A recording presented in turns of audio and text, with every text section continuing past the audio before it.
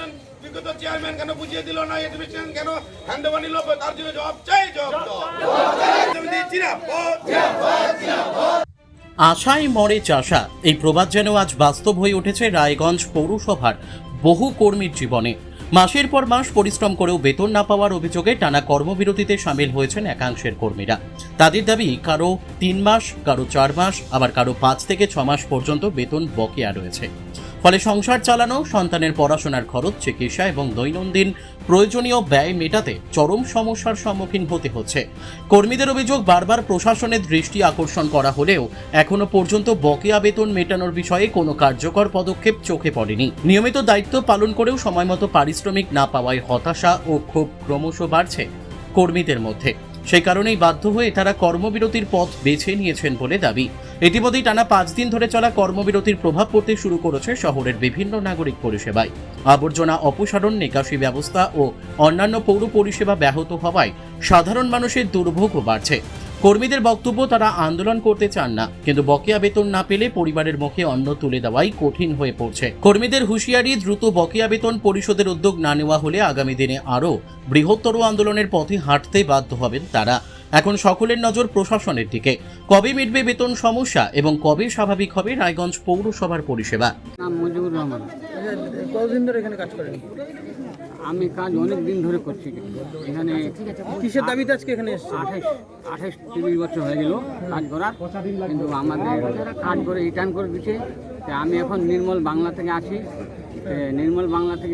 200 টাকা করে দিন দেয়।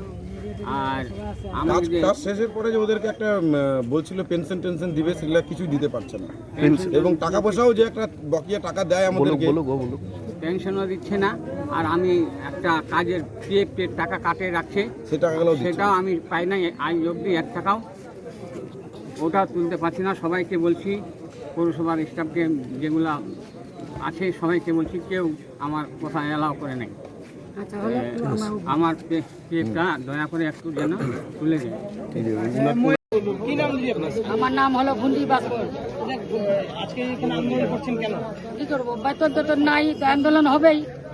আমাদেরও পেট আছে। কতদিন ধরে বেতন পাচ্ছেন? 6-7 মাস হয়ে গেল। কেন বেতন পাচ্ছেন না কিছু বলছে? কি বলবে, সবার থেকে দেখা করলাম, ওই কথা বলতেছে। ওরা তো 9 বছর নচে খাই নিল, এখন আমাদেরকেও একটু সময় দাও। তো কত সময় দেবো? 6-7 মাস হয়ে গেল, তাও কোনো সুরাহা মিলছে না। না। নতুন তো অ্যাডমিনিস্ট্রেটর বসছে, তার সাথে কথা বলেছেন?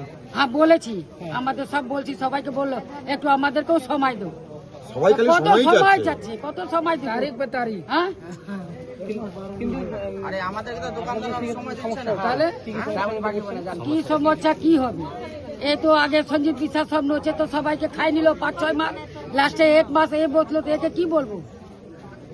সমস্যা কি হচ্ছে বেতন না পেয়ে?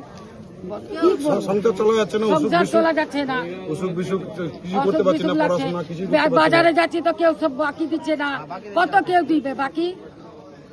সংসার চালাতে সমস্যা হচ্ছে। তাহলে কি চাচ্ছেন এখন? এখন আমাদের চাচ্ছি যে আমাদেরকে ক্লিয়ার করুক, বেতন মাইনা দোক।